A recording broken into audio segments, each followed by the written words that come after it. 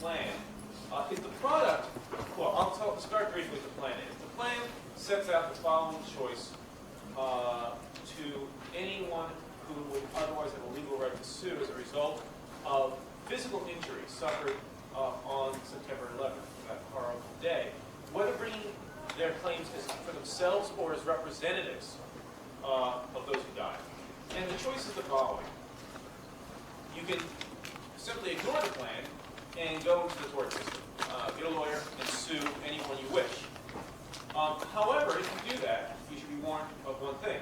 Unless you're suing the terrorists themselves or the security companies hired to do the work at the airports, your recovery will be limited by the insurance that your defendants are carrying on September 11th. So if you're suing the airlines, that would mean that you could collect up to $1.5 billion per plane. But that sounds like a lot of money until you realize that a lot of other people could be trying to collect from those very same defendants. So the route of suing is capped, so to speak. And that's a consideration that people have to take into account. They also have to sue in federal court in Southern District. I don't think that's a huge problem. If you don't sue, what you can do is you can go directly to the U.S. government and collect a sum of money. That's the plan that people talk about. And there's a grid. You can go on the internet. You can look at the grid. It's very roughly designed. It's designed to take into account the following factors. In the case of fatality, we're talking, sadly, mostly about fatality here. The age of the victim. Their annual income is proven by standards that have not yet been clearly established. And the number of dependents they had and whether they were married or not. So to give you an illustration, a 30-year-old person who's making $100,000 a year at the time of death with 0 dependents and 1 spouse, their representative would sue and the estate would collect $2.6 million. Same person, they were not married, their representative would sue and they would collect $1.6 million. The top number is about $4.3 million. The bottom number, if you were estimated to have no income at all but were in the building, would be about $300,000. Of all these numbers, there is a component for pain and suffering included, but it's about $250,000 with a little bit of a bump if you have any children, another $50,000 per child up to 2 more children. All these numbers are questionable from the perspective of the economics, which really represent what kind of earnings people would have made over their lives. They're questionable from the pain and suffering numbers. They're clearly very small compared to what juries are producing in New York courts around the city right now, pain and suffering. I think, though, that to highlight what many people are most upset about, though, is the set-off provision. If one goes into the plan and one gets a number like $2.6 million or $4.3 million or $1 million, that number will be set off by collateral sources. You may remember the collateral source rule in the torts class. Well, the collateral source rule does not apply here, and in fact, collateral offsets will be counted against any money that individuals receive. And that includes employer-contributed pension plans, Social Security, and most importantly, for high-income victims, life insurance.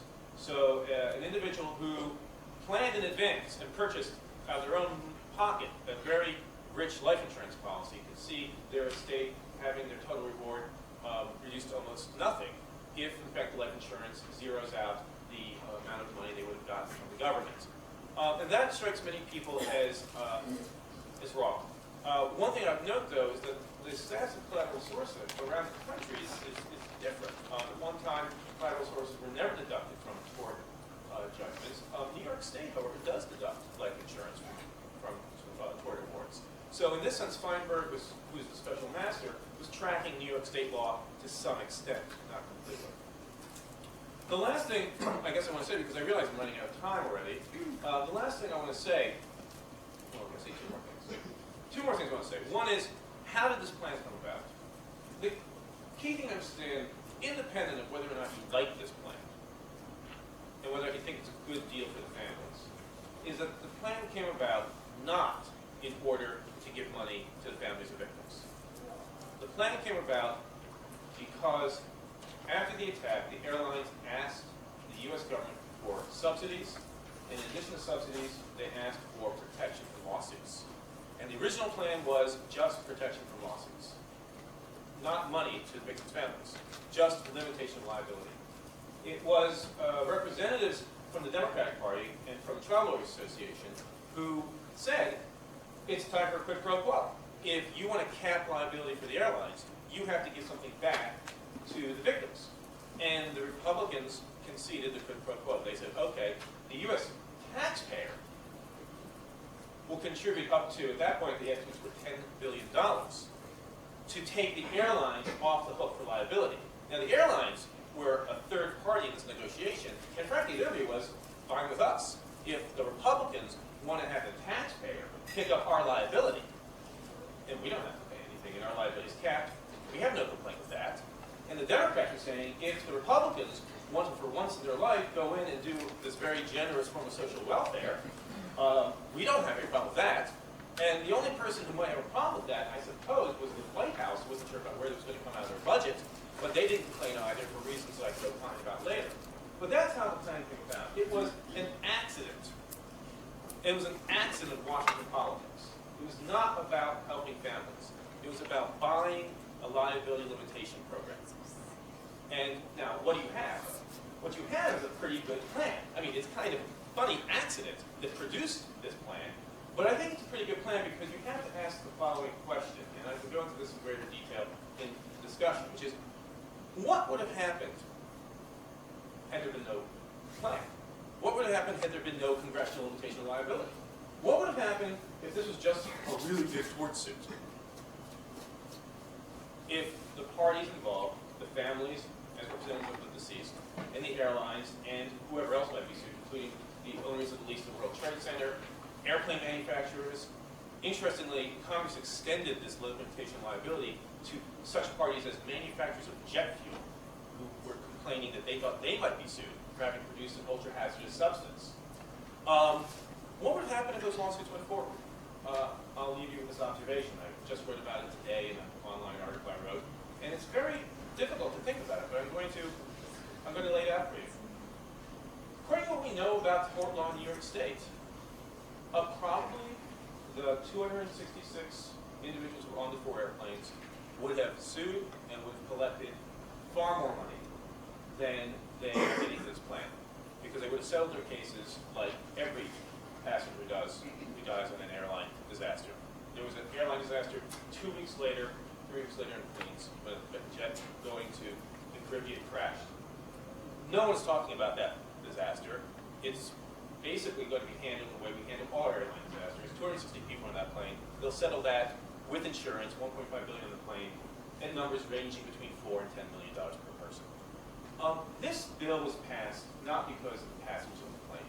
This bill was passed because of the 3,100 people who died on that day. The vast majority of them were on the ground. And there was a very, very large amount of property damage. And what the airlines were claiming was that they were afraid of lawsuits from deaths on the ground and property damage. And I have to say, looking back on it now, 5 months later, having looked actually at the case law, having opened up a treatise on tort law, I don't know what they're talking about. I think it's highly unlikely that injuries on the ground, and certainly property damage on the ground, could have been laid at the feet of any of the defendants we're talking about. One thing I want to know is, why did we need this bill? This bill strikes me as an unnecessary intervention by the federal government into the proper operation of tort law. Now, if you ask the people who wanted the bill, they're going to tell you because tort law doesn't operate properly in times of national crisis. But what does that really mean? Does it mean we don't trust our judges, we don't trust our juries, we don't trust our lawyers? And there might be another answer, which is maybe at times of national crisis, we don't like using things like proximate cause to draw fine distinctions between families. Because what I'm really saying is, you have to look at into the eyes of the families involved and say, some of you, the ones in planes, you can get a lot of money. Some of you, the ones on the ground, you probably can't. We do that all the time in small cases in court. Could we do that with this kind of case after a national disaster? And if there's anything to be said for this plan, it's really that. It's to say that sometimes you just have to cover over what our law demands in order to have national unity. And that is perhaps the best thing to be said for this plan, and that's relevant. I'd like to pick up on some of the process aspects of the statute related to some more recent events in the legislative process. The framers of the Constitution intentionally made it very hard to pass laws for a host of reasons. But one that's relevant here is that there was concern that at times when the population became incensed about something where there's more or less agreement on a particular evil exists, if legislation was too easy to enact, you might get laws passed that weren't adequately thought through and perhaps not in the public interest or for the common good. So we have two different houses in the legislature and the Congress, and the President has to sign bills, and the process has evolved over the 2 centuries of this country's existence that make it very cumbersome to pass laws, very easy for laws not to pass, and so on. That really breaks down once in a while.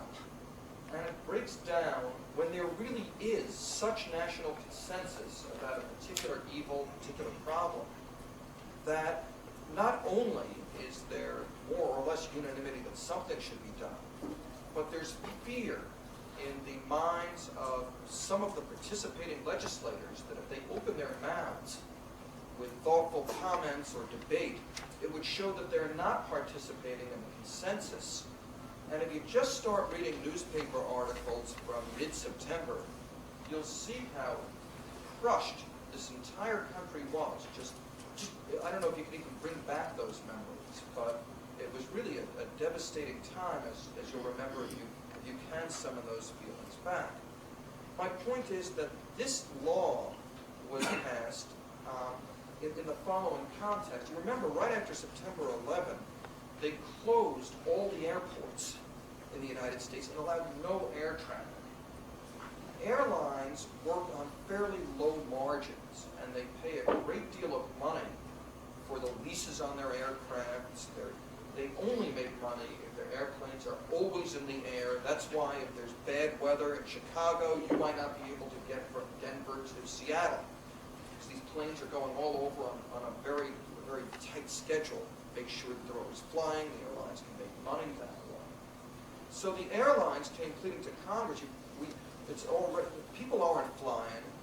The country is in a state of mourning and fear, and you've closed us down, and you're not coming back, and we need help. You're not going to have any air traffic. And Congress listened to this. In fact, but they didn't just listen to it in the way that we might think. Of course, the key promoters of the airline bailout bill were the 2 members of Congress who had received the most money from the airline industry in the previous 2 years. And there were a number of things that were done. One thing was done was that the airlines were given cash payments, depending on the size of the airline, to reimburse them for some of the loss that they were suffering in revenues as a result of the catastrophe. Secondly, they were given government loan guarantees so that they could go into the credit markets, even though they might be on shaky economic ground, and borrow the money they might need to get back on their feet. Immediately after the passage of and then finally there were the provisions that Tony just told you about. Well, when you read the New York Times article when it was passed, it says, neither Republicans nor Democrats were satisfied with the consensus bill, but congressional leaders agreed that the legislation needed to move quickly to offset airline losses. That's really what was going on. That was the state of mind. And as I said, it was led by members of Congress who had certainly an interest in the airline industry. Well, after it passed, it started receiving criticism almost immediately. And ironically, it started receiving criticism from members of Congress who voted for it. Excuse me. So one of the issues that was raised, this will all come back to you, you've probably forgotten about it, is that the bill, while it gave money to the airlines and guaranteed loans to the airlines and exempted them from liability and tort, It did nothing for the workers. There were massive layoffs in the airline industry without any guarantee that laid-off workers would be able to keep paid-up health benefits and that sort of thing. It became scandalous, and you could see Senator Schumer on TV talking about what an outrage this was, right? 3 days after he had voted for the bill. So what we had was, I think, not a complete breakdown, but a partial breakdown in the aspects of the legislative process that make the legislative process thoughtful. Now, this bill, interestingly, does provide for a suspension of the collateral source rule, but it doesn't really provide for all the dollar amounts that you just heard about. Rather, it says that the Attorney General shall appoint an individual to handle the how much compensation should be given, and there was no statutory cap. So the appointment of Feinberg was an appointment, officially at least, by Ashcroft to decide what kind of tort compensation system there should be here, or insurance there should be here. And it very much follows some of the principles of the tort reform movement in American law. Whatever you think of this law, it passed in a way that doesn't always bring out the best thinking. Now, it passed about 10 days after the tragedy, and one might expect, well, that's what happens sometimes. But I'd like to just use the rest of the few minutes I'm going to be speaking to talk about other instances in which this has been happening since September 11th, and it's more problematic than just one bill. Just the next week, the Congress passed a statute that supported any military action that the President deemed to be proper under the circumstances. And you've heard something about that legislation in earlier sessions in this series. One of the provisions that was passed was a passage of a provision that gave President Bush funding for the missile defense system that he's wanted. And that missile defense system had recently been rejected by the Congress for a host of reasons. The opponents believed that it wouldn't work, that it was bad policy, that it was corporate welfare, that it was potentially allowing the administration to violate international law and treaties, and if it was not violating it, it might not be the best foreign policy, and so on. And there was a tough fight, and it was one of the few fights that the President lost early in his term. Within 10 days of the attacks on the World Trade Center, Congress virtually unanimously approved billions and billions of dollars for missile defense with virtually no debate. And a couple of days later, Senator Byrd was very upset. He's one of the ranking Democrats in the House, the President pro tempore, and he said that he criticized the Congress for not deliberating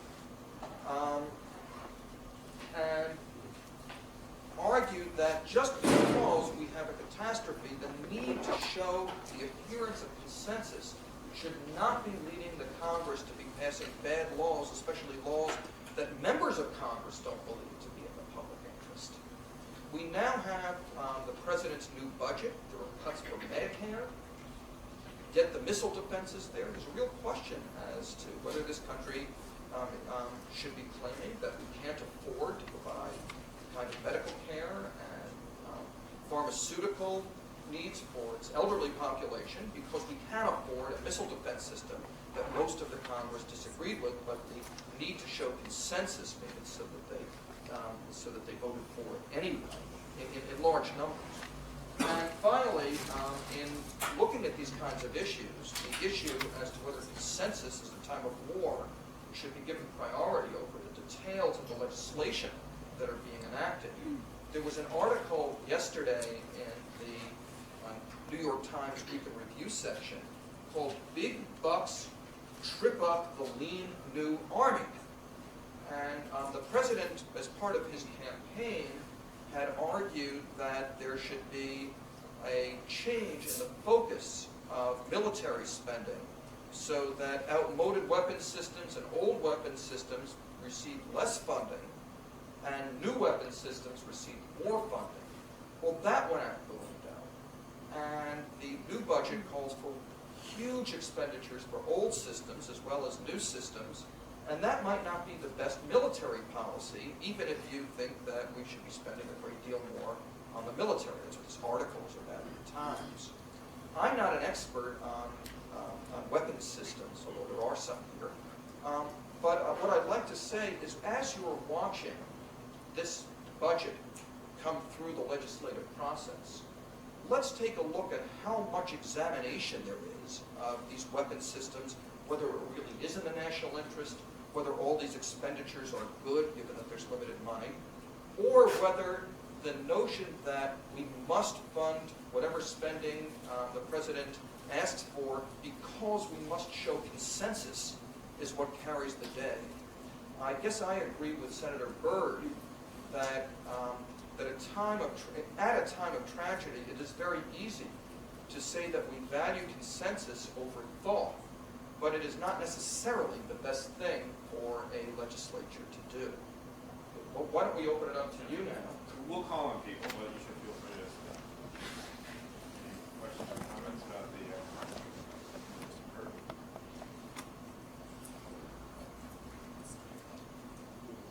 What about views on the compensation plan that you've been reading about in the newspaper? It's been very controversial.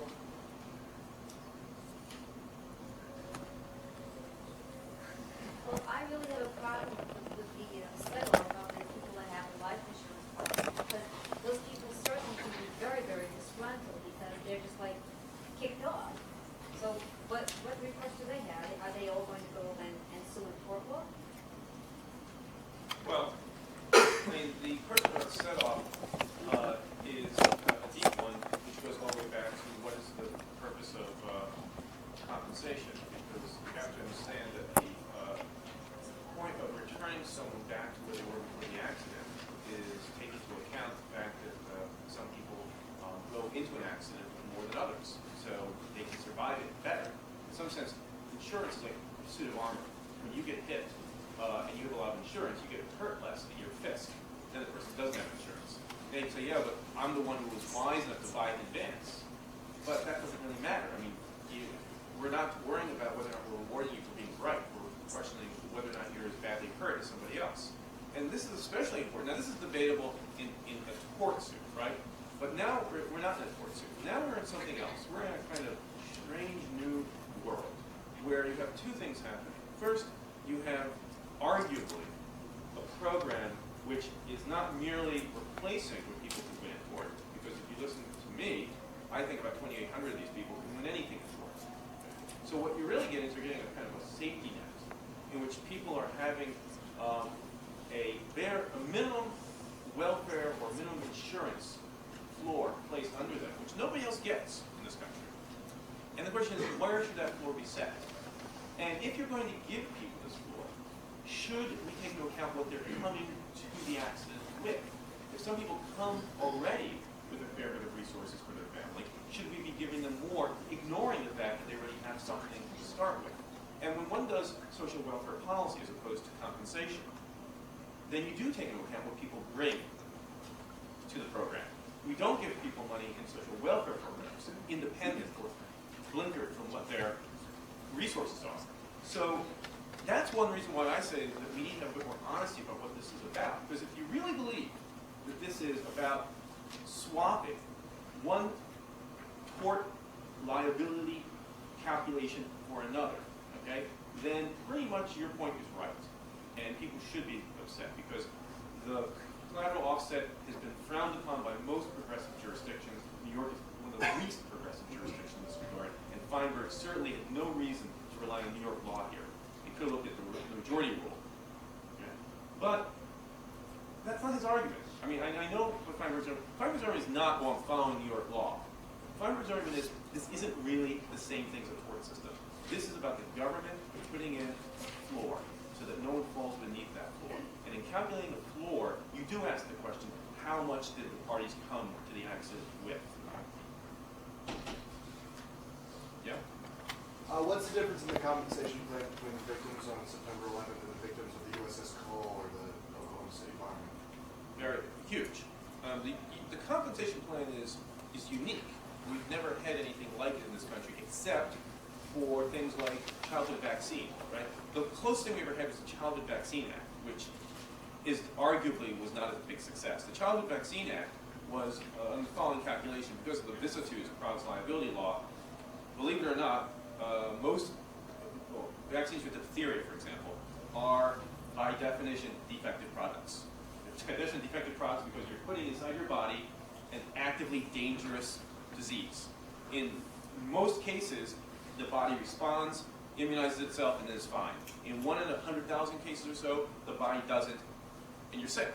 So you could actually, and people did, make good claims against vaccine makers. The vaccine makers pointed out that the government wanted to have the vast majority of the population vaccinated, and if they were going to produce this thing at government request, they wanted to have some protection. What was the protection the government created? It was that if someone got sued, if a manufacturer got sued, and the plaintiff won, the government would pay the bill.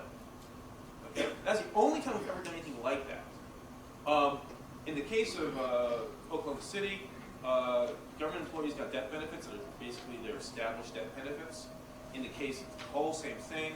The only thing that happened starting with Oklahoma City and embassy bombings was the creation of victims funds, which are a little bit different. What you have now is you have a $50 million victims fund for the federal government, and it gives block grants to communities affected by criminal attacks. And certainly Oklahoma City got a large amount of money, but it wasn't going to the families directly. It was going into job centers or into shelters and into aid agencies that would then give money to families on the basis of need. Okay? So it was a completely different philosophy. You didn't have these direct payments in lieu of, and this has nothing to do with the right to sue anyone, but of course in the case of the coal, in the case of Oklahoma City, there was really no one, at that moment, no one thought that there was any point suing the fertilizer manufacturer, for example. I mean, you gotta remember, I was sitting in a meeting in the New York City Bar Association, where, in the Products Liability Committee, where we were having a serious conversation about whether or not jet fuel manufacturers were gonna be sued. Okay? That's like saying, after the Oklahoma City bombing, our fertilizer manufacturer is going to be sued. I'd like to add one comment about the compensation plan that really is very tort-like, and that is the system takes into account the earnings of each individual. So unlike an insurance plan where if you buy a $500,000 life insurance policy, the life insurance company doesn't really care how much money you're making. They'll insure you.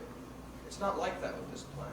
The bulk of the compensation is tied to the amount of income that the person who died would lose over the course of a lifetime.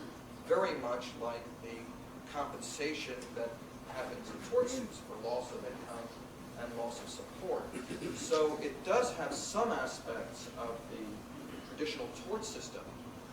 There have been criticism, why don't you just give people equal amounts of money? Is there high earners more money and low earners less money? And there's debate that could occur about that. One way or the other, you have to do something. The other thing that I'd like to mention is I'm not able to really put myself in the shoes of the families who are now angry and have been subjected to criticism in the press over the reaction to the compensation plan. But if you listen to them, some of it sounds like it's about money. Maybe some of it really is about money. But some of it seems to be about the ability to vent one's anger. And how can you do that? Well, one thing that's happening, of course, is that the United States has been engaging in military action against those most closely responsible for these horrible terrorist acts. And you would hope and expect that the national, there's really more or less consensus, actual consensus, I believe, with exceptions, around the United States prosecuting a war which expresses the outrage at such horrible action, is something that would, to some extent, make victims feel that society is on their side at least at this point. What else might you feel if you were the family of the victim? Well, you might, and while I don't, I'm not close to families of these victims, certainly I've been close to families of victims of other tragedies, and what one feels is what you see is an unrelenting desire to make sure that those who should take responsibility actually have to take responsibility. Well, one thing that this airline bill did was made it so that you couldn't sue anybody. And not only couldn't you sue anybody, but you're taking a chance on whether there's any investigation whatsoever into the entities that are exempted from liability. And there may well be. There may be investigations into what the airlines have been doing wrong, there have been press coverage and so on. But the ability of the families of these victims to get discovery and to see disclosure over time of what they find with respect to laxness in airports and so on, all the people who can't be sued, is something which ends up resulting in money if you win your lawsuit. But while it's happening, it really, I think, has a cathartic effect. And that is missing, maybe rightly so, maybe wrongly so, but I think it's something that you're hearing. But it's interesting because it'll be interesting to watch what happens over the next couple of years, because there's absolutely no reason in the world why the families of passengers who complained of crash in Pennsylvania should feel affected by this bill. That plane has $1.5 billion insurance on it. It did almost no, as far as I can tell, property damage to the ground. There was no one on the ground that it struck. There were 40 people on that plane. There's nothing stopping them from going from Southern District of New York and suing. And my understanding from having spoken to certain individuals is that that's what they're doing, because it makes perfect sense. So you actually are going to have litigation surrounding the security breach that allowed that airplane to be hijacked. What's interesting is those individuals have the power to do that, merely because if there were negligence, the defendant's negligence there caused the deaths of only 40 individuals, whereas individuals whose loved ones were in a building or on a plane in New York City effectively can't. And there's something odd about that. From a public policy point of view, if your goal is to get the truth out, you probably are going to get the truth out, unless, and you know this very well, Larry, like 98% of all cases, and 100% of all airline cases, it'll be settled. So that's the other problem. But in theory, the truth can come out. A determined plaintiff can say, I do not want to settle, I'm going to go to trial. And that can happen in the Pennsylvania case because there's no financial or legal limitation that stops them. But that can happen if you're the person whose loved one was in New York. And that's really one of the things that comes up from this discussion, which is Congress made that decision on September 22nd. Actually, they really made that decision on the Saturday following the Tuesday attack. By Saturday, this bill was already written. It took a couple more days to get people to sign up, but the bill was written within 5 days. And that bill basically stands for one proposition, which is we want to take away from people the power to control how the liability question gets resolved, leaving really to other people to sue, or leaving to congressional investigations to pursue it. Now, most commonly in airline litigation, the airlines concede liability very early, and the trials that you hear about occurring periodically are trials over damages only. Right. So that there's rarely discovery and real public investigation through the litigation system into the conduct of airlines. Not never, but rarely. So we'll have to see how that all plays out. As far as the 2800 that you mentioned, that you think really under traditional court law wouldn't have a cause of action against the airlines, would it be possible for them to have a cause of action against the World Trade Center buildings in terms of being told not to evacuate or then evacuating and being told to come back in and so on? Again, when I say that I don't think it's possible, I was giving an opinion as someone who's looking at the legal doctrine, not saying that they can't sue. Of course, they're allowed to sue if families can. Again, on the same kind of analysis, I think they would have a much better claim. They have a tenant in a building whose management tells them they do go in a certain direction during an emergency, if that's negligence on the part of the management's part, that's a good case, in the same way as if the doors were locked during the fire. And that's an interesting question, whether or not there are individuals who believe their family members were injured because of that negligence are going to go forward. However, I'm trying to point out that there were 3 bills, tort reform bills that came out September 11th. One was the September 22nd bill, which limited liability airlines, leaving, for example, the World Trade Center's managers open to unlimited liability.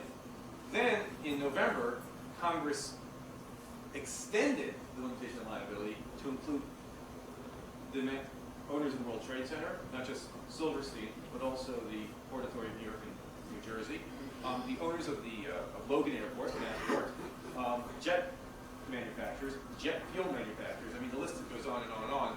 And the only people who are excluded are, in fact, the terrorists themselves and Argent Bright, the security company at Massport and at Newark, okay? Because nobody in Congress wanted to defend that. So World Trade Center was taken off the hook 2 months later.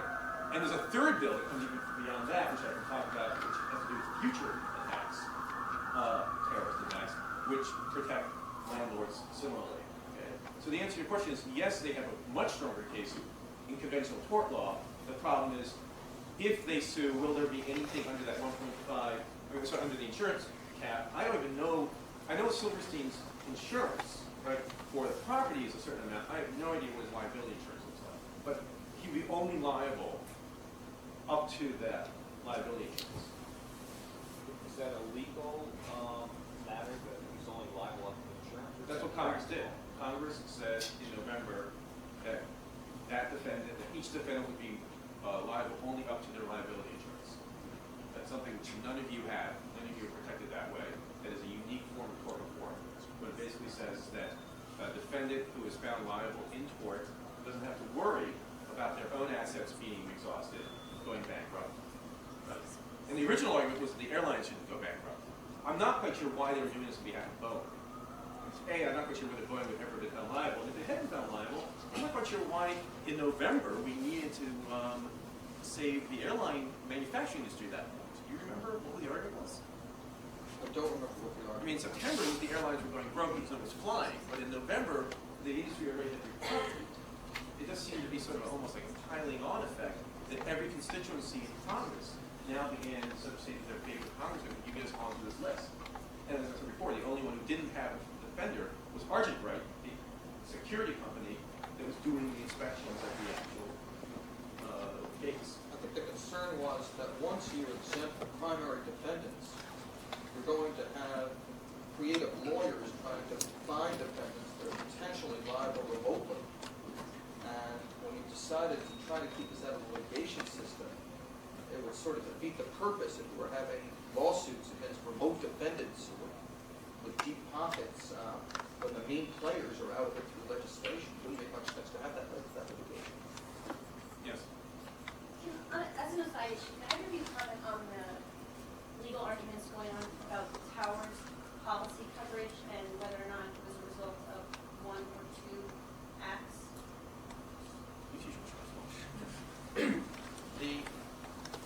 There are, it's not unusual for insurance policies to insure with respect to a maximum amount of insurance altogether, and then a lesser amount per occurrence.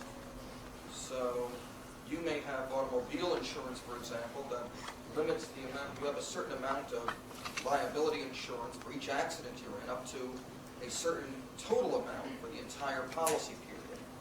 So here there was insurance of a total amount, but a lesser amount per occurrence. And the fight that will be fought is over whether each plane is a separate occurrence or the 2 planes together count as one occurrence. That hasn't been resolved yet. How do you see that playing out? I just haven't read the relevant case law to see how to analogize it, so I'm afraid I can't answer the question, but I will be able to answer it. And incidentally, not only do I teach insurance law, but in April, I don't remember the exact date, but it will certainly be announced. We're going to have a forum on a Tuesday afternoon about the insurance ramifications of this, in which that's going to be one of the issues discussed, and various people from the insurance industry are going to come and talk about those issues. So I'm sorry I can't answer your question now, but there's certainly going to be discussion on a Tuesday forum. On that point, I'd just like to make an observation about the way the language surrounding this bill is formed, which is the following. If you follow the logic of the bill, the reason to cap liability for the airlines was the theory was in the worst case scenario, if all the parties could sue, did sue after September 11th, the airlines would have their reserves exhausted because there was at most 1.5 per plane, $3 billion. It was, sorry, 1.5, $6 billion, and the liability for all possible plaintiffs would exceed $6 billion. When you really look at what that meant, though, that was 3,100 individuals, right? And this is always pointed out, it's not hidden, the owners of the property that was struck. Now, it's either the Pentagon, which is unlikely to have sued, as far as I can tell, or the owner of the lease of the World Trade Center and the owner of the underlying property. Okay. Now, what's interesting to me is a skeptic about the legal validity of the ground damage claim. Whenever I would bring this up in argument, I would say, what about the ground damage claim? The people who were pushing this bill said, well, you never know with those plaintiffs' lawyers. They can always appeal to the kind of irrational sympathy of the jury, but they never said on behalf of whom. Or they did, actually. It was always the families in the buildings would have plaintiffs' lawyers who would push the envelope, right? And we have to protect the airlines against that. But actually, when you look at the numbers, to my mind, the plaintiff lawyer who you really have to be worried about is Larry Silverstein's plaintiff lawyer. Because what people were really afraid of was that $6 billion being eaten up by the World Trade Center property damage, not the 3,000 wrongful death claims. They would consume a lot of it. But you weren't going to throw them over their insurance. Actually, for there, it'd be $3 billion, 1.5, right? There, the real fear was the property damage claim. But what I find very odd is the Republicans never said that the biggest threat to the integrity of the tort system were not the plaintiff's lawyers for the families, but the plaintiff's lawyers for the owner of the World Trade Center. And that at least would have been, to my mind, some salutary honesty, because if we're going to be cynical about why we need liability limitations, because we're scared of crafty plaintiff's lawyers, at least we should be honest about who's hiring them. Because in this case, who's hiring them? It would be a corporate entity, a corporation going after another corporation, not the families. And I don't know whether they would have had a good claim, but it will bother me a great deal. It will bother me a great deal if I find out that a single dollar from the airline's insurance carriers is going to Larry Silverstein. Because my opinion is the property damage claim is extremely tenuous, and if he wants to get a single dollar from the airlines for hitting his plane, for their planes hitting his building, he should litigate it. But my guess is there will be money paid to him before it even gets paid to the families.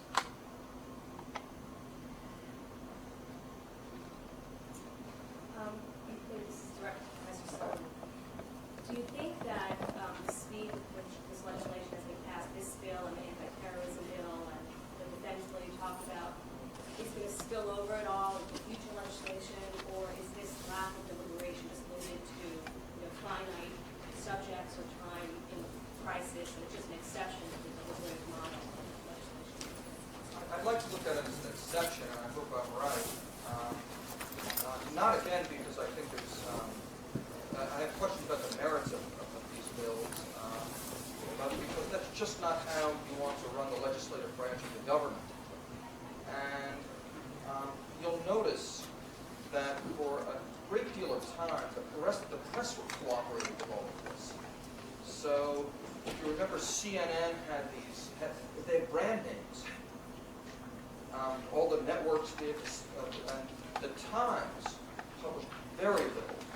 I thought almost nothing, but as I've been reviewing it, it turns out that the Times published more of a broader range of views than I thought, but not much broader. Television was basically shut down with respect to providing different views and open forums for discussion. You'll notice if you turn on the talk shows now, that's just not true anymore. So for a while, we were operating in a pretty closed society. One could argue whether that was the right thing or the wrong thing. I mean, you'll see that it was both probably, in that on the one hand, everybody was devastated. On the other hand, we have some legislation that comes through probably without the right amount of thinking, in the name of showing consensus, because it's wrong to express any views on it. I don't think that's really nearly as true right now. Just watch the Sunday morning talk shows. CNN doesn't. Well, CNN has this show Crossfire that's back and allows some moderate range of views now. And for months, absolutely no views. They make these newsreels about the Taliban and so on.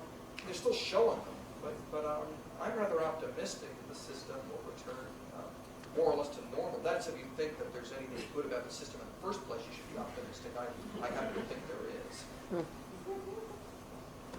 I think that the Congress quite often passes legislation that maybe contains, it's unwise maybe that there are problems with the legislation. Eventually, someone will launch some kind of attack against the legislation. Do you think there's a possibility that someone could somehow take this matter to court and then maybe get a court to review the legislation and maybe change it somehow, or is that not possible? I don't see how. With appropriations, it's a lot harder, I guess. The appropriations are issues, and they've been fighting over that with respect to money for New York as well, as you know. I don't see any way that any courts are going to say that any of this legislation doesn't pass constitutional muster or is too unclear, even with the delegation of such power to Mr. Feinberg. I'd be very surprised if that happens. Interestingly, right after this bill was passed, the one we've been discussing concerning the airlines, when the Democrats started saying, well, what about the workers? Something that they didn't say before they voted for it. The Republicans said, well, we're just not going to do anything for them.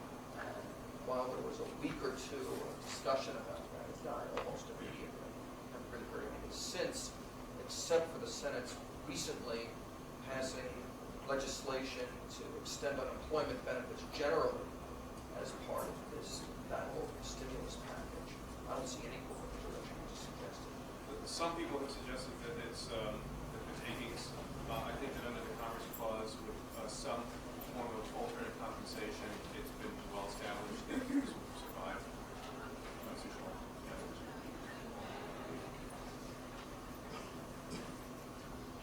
This might be a question directed to you because it involves insurance, but how do the owners of other landmarks, things like the Empire State Building, like for a while you would read that they were having trouble, they were losing money to moving out, and I was reading an article, I think someone was saying that you can't even get fined for contractors building for millions. In terms of how they were affected, where do they turn to compensation?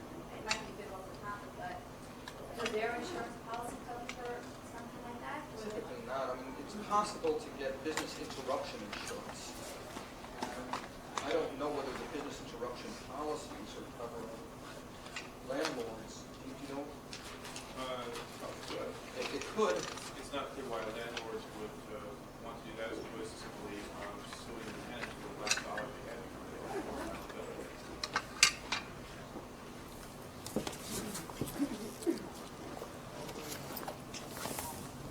If anyone receives any compensation under the Victims Compensation Fund, will that be accompanied with a letter of apology? And if so, from whom? Well, having read the bill, there's nothing in there about a letter of apology. Having listened to Feinberg, I don't think Feinberg is interested in apologizing to anyone. So I don't yet see letters of apology on the horizon. And so the answer to the question would be, who would you like to see that apology from? Maybe the airlines? And the airlines are being very quiet here. Remember, one thing that the airlines are following the rule of appellate argument, which I think you'll learn, which is when you're ahead to sit down, don't say anything. The airlines got what they wanted. They got someone else to pick up the tab, basically. Unless there's going to be litigation going forward to the trial level, which I doubt sincerely, they'll probably never have to explain what happened. So they're being very, very quiet here. But they aren't saying anything they don't have to say, and they will not say anything they don't forced. But their position is that if you sort of go behind that silence, is a very defiant, and a very, very angry sense of this is not something that should be put at their feet. Now this is making them trial, but they will take the position that they did not cause this accident, sorry, did not cause this attack, that this was not something that was caused by their negligence. But they don't need to demonstrate that right now, so they won't say it publicly. So I think the chance of getting a letter from the airline are highly likely. Incidentally, the legislation governing increased airport security passed, at least as much as passed, did pass without public hearings into the shortcomings of the airline industry at earlier times. It was really, the discussion was really all forward-looking as to how this should work and who should be doing it. If you remember, the debate was whether they should be government employees or private security firms. So I don't think that, so at least that avenue for congressional investigation is closed because they enacted the legislation they needed to without looking into those issues.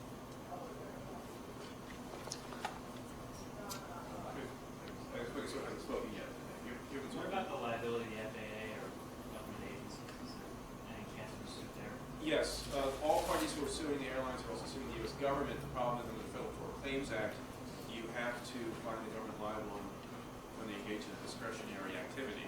If it's an activity of policy, as a matter of statute, it's barred. I think President Campbell may know more than I do, but from what I can tell, first of all, they are going after the government. And I got a bunch of suits here. There are many times when the government's been sued as a result of a hijacking. There's a very interesting case in Kansas 20 years ago involving an FBI intervention in a hijacking involving a distraught individual who killed his wife and a hostage. It was a small hijacking, but it was hijacking. The FBI went in, botched it up basically. And the question was it a discretionary activity or was there intervention a matter of government policy? That's really what you have to look at. Now, this story here, it's going to be interesting to see if it gets to that, whether or not the negligent act, which has not yet been identified because we haven't had any discovery, right?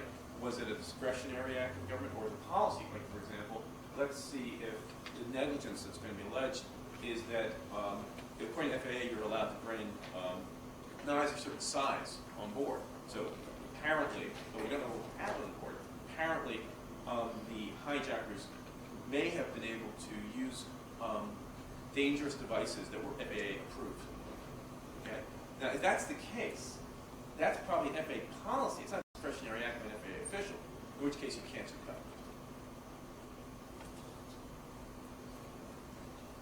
Very similar question in terms of victims or victims' families being able to bring suit against the government. Because, you talked about consent before, and I personal opinion is with huge intelligence failure by the United States, CIA, FBI, whatever. Is there any possibility of taking some kind of legal action against them, or are they covered by immunity type thing? I mean, there have been no hearings or investigations as to how all that happened, and I guess a lot of people want to sweep it under the rug or whatever. But from a victim's family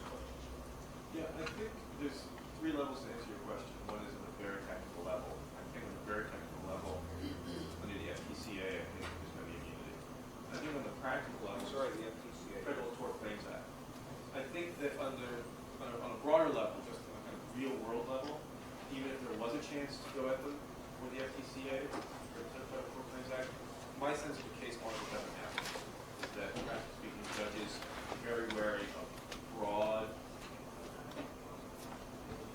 policy judgment by individuals far removed from the event, from holding individuals liable. But then I have another question to think about, which is, that's in some sense goes back to the tension behind this bill, which is, this bill was born, in my opinion, out of extraordinary distrust. It was born out of distrust by Republicans of our tort system, but the sense of loss that people feel as a result of this bill is also born out of distrust. It's born out of distrust of citizens, of there being a possibility of getting any kind of real closure without a private tort suit. And I think we have to step back and ask ourselves, where are we in America today that there's so much dissension about how matters of major social concern are now being left to this kind of end game where private actors are maneuvering around each other to get special laws passed. For one, I don't think that it's impossible for our government to operate normally. I think this is a matter of social and political concern that should be handled by not a tort suit, but by political action. But you may take the position, and I think many people do, that since Watergate, that's an illusion, and that we need to have the torts system outside of the political system to allow some kind of independent force through a civil society to get answers. Well, you know, when you read reports about that, you know, the training companies that are training pilots, so that's called the FBI report versus the they never acted upon it, despite what should be Calculation of pilots. One thing you might be thinking of is the administration recently said that some of the charitable contributions to rebuilding New York might be used as an offset with respect to the many billions of dollars that are going to be appropriated for that purpose. But that's really a very different issue. I think we have time for one more question. We go till 2, right? Yeah, we're just done that. Okay. I just had a quick question. With those victims who had really big insurance policies, will they still be able to collect their pain and suffering? Well, that's technically no. Technically, the way it's written, if you have almost, by the way, the average insurance coverage in the American household is $180,000 a year. There's 2 people usually in a household. So actually, for people who have things like $3 million insurance policies, that's a very unusual thing. But let's say you've got someone who is slated to net out at 2.5, means they'll get to 2.5 and they have an insurance policy of about 2.6. Technically, if you look at the plan, the answer is no. You're supposed to get nothing, okay? Which is odd, since it's really apples and oranges. Since the insurance policy is supposed to cover lost earnings that would have gone to the family, so it's an economic loss. And the 250 that you mentioned is supposed to be an imaginary number placed on pain and suffering to the dead person that the estate gets because he's not around, she's not around to collect it, and then it's just distributed to her beneficiaries. Okay. Apples and oranges, you're absolutely right. But the plan, of course, isn't really tracking tort law. It's this kind of strange melange. Feinberg has been pressed on this point, and every time in this Time magazine article, he says it again. He says, "Leave it to me. No one will get nothing." First of all, I mean, I have to say, when I read this, I kind of felt this is very disturbing to me. I don't really get. It says on page 3 of this Xerox. Feinberg says we will make sure no one gets 0. Leave it to me. But you know, this doesn't make me feel better. It makes me feel worse because this isn't even law anymore. This is just a kind of very casual, very unsatisfying way of crediting people's demand for justice. And this isn't an answer. And I don't think for families who get money with a leave it to me attached to it, that they're going to feel much better. And so I have to say, the more I read how this is playing out, the more its extremely ad hoc discretionary nature seems to corrupt its best aspects. One has to wonder whether there's different feelings about all of this now if at some point, before the law was passed, there was more participation by those who are aggrieved. I realize that in deciding what the compensation should be, Feinberg held his own set of public forums so that he could include the victims. But that was really well after the legislation was passed, without any participation from anybody except for lobbyists we talked about earlier, and lobbyists. And you can imagine if you were somebody who was aggrieved and that's how the plan came to being, it would be very painful. Help aggravate the pain that you already feel. We probably should bring this to a close. Thank you.